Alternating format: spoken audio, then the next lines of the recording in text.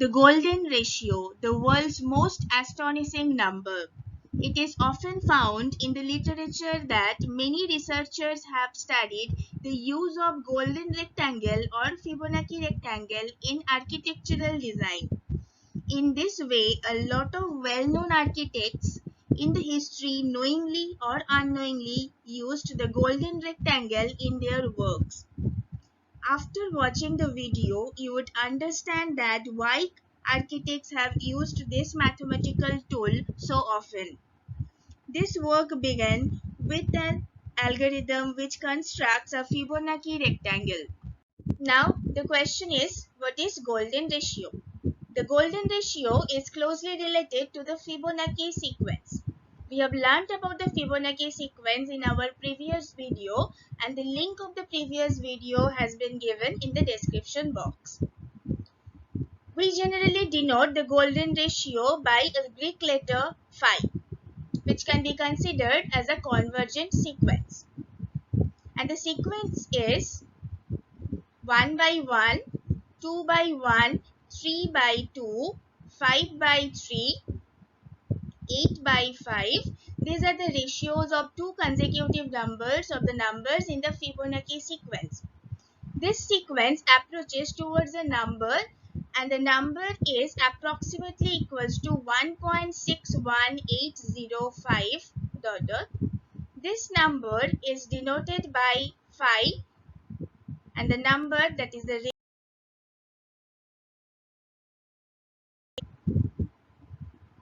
golden ratio.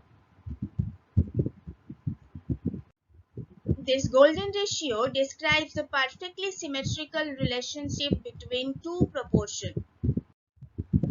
The golden rectangle is a rectangle whose ratio of width over the length is equals to phi.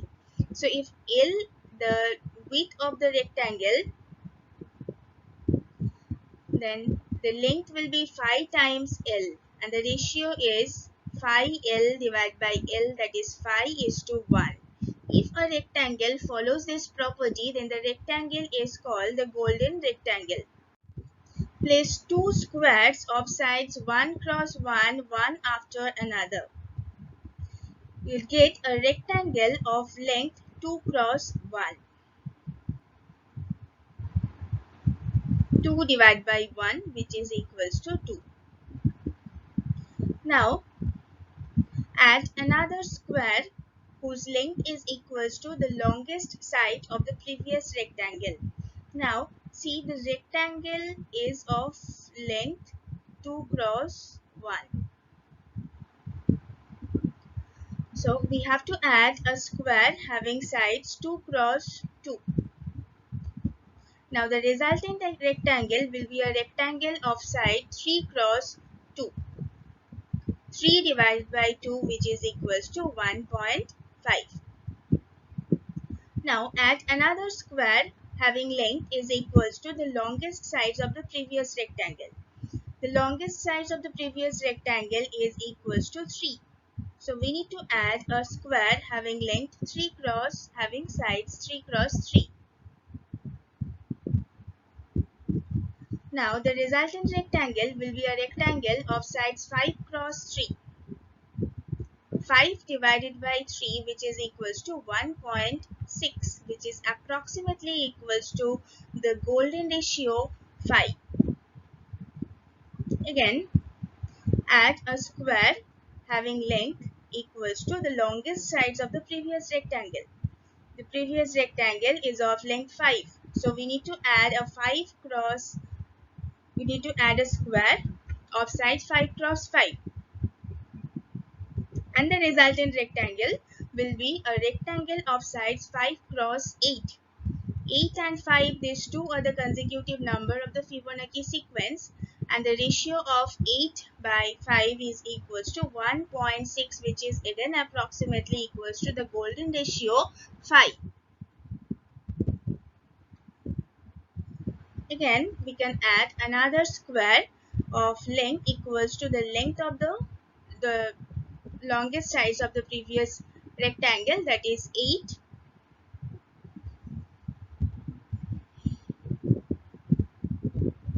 cross 8, and the resultant rectangle will be a rectangle of length 13 and width 8. These two other consecutive number of the Fibonacci sequence, which is equals to 1.625. Again, it's very close to the golden ratio 5.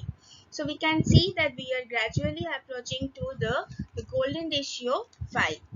Similarly, adding the square like this gets you increasingly closer to the golden rectangle.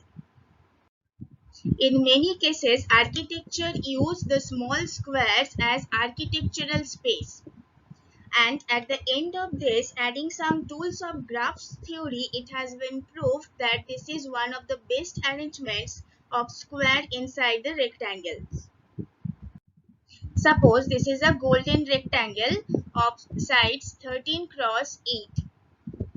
If we cut off a square having length equals to the shortest side of the rectangle, which is 8, that means if we cut off this portion, then the remaining part is a rectangle having side 13 minus 8, which is 5 cross 8. Now the original rectangle having measures 13 and 8. These two numbers are in the ratio 1.625, which is approximately equals to 5, and again the remaining parts measures are in the ratio 1.6, which is again approximately equals to the golden ratio 5. So what we are getting, if we cut off a square having length the shortest sides of the rectangle, then the remaining portion will have the same ratio as the original rectangle has. Hence, the construction can be repeated if the squares are arranged in the rectangle like this. Now, if we add the corner points of squares, consecutive squares by circular arcs like this,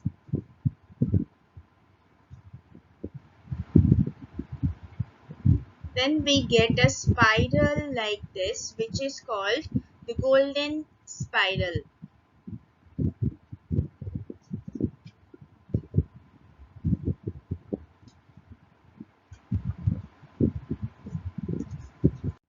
This spiral-like shape can be found in many places, in nature, in art, and in architecture.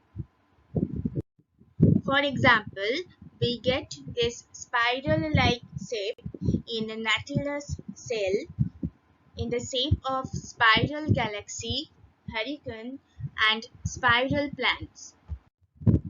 Some architectures and artists have used the golden ratio in their constructions and artworks.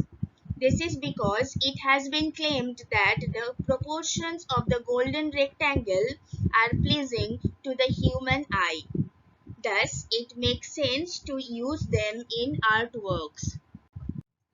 In 1876, German psychologist Gustav Fechner did a study that the golden ratio may have been used as early as the Egyptians in the creation of pyramids. Based on the measurements of the pyramids at Giza, the ratio of the hypotenuse and the base is approximately equals to 1.61950, which is the golden ratio. Again, there is a huge contribution of golden ratio in music. The golden ratio can be found throughout the violin by dividing the length of specific part of the violin, and this is one of the reasons the sounds so good.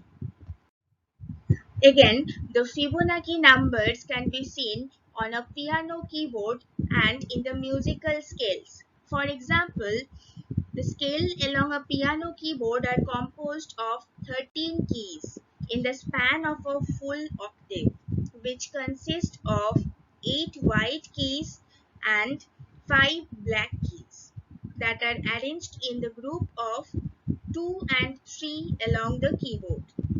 Fibonacci numbers are also present in the notes that makes up the musical scales. For example, the pentatonic scale has 5 notes The diatonic scale has 8 notes and the chromatic scale has 13 notes. In addition, the first, third, and fifth notes in the scale create the basic foundation of chords. 1, 3, 5, 8, 13 makes a perfect major chord C, E, G, C. If we align them, that is the chromatic and diatonic side by side, by superimposing both the scales, we will comprehend more easily the relationship of music and harmony with the Fibonacci sequence. By identifying them one on the top of the other, we get the golden number, that is 1.6180. Here we can see the consecutive number on the diatonic scales and the consecutive numbers in the chromatic scale. If we write 3 on the top of 2, again 5 on the top of 3, 8 on the top of 5, and 13 on the top of 8, we get the golden ratio, that is 1.6180. Here the sequence 1, 3, 5, 8, 13, the perfect chord responds to the sequence.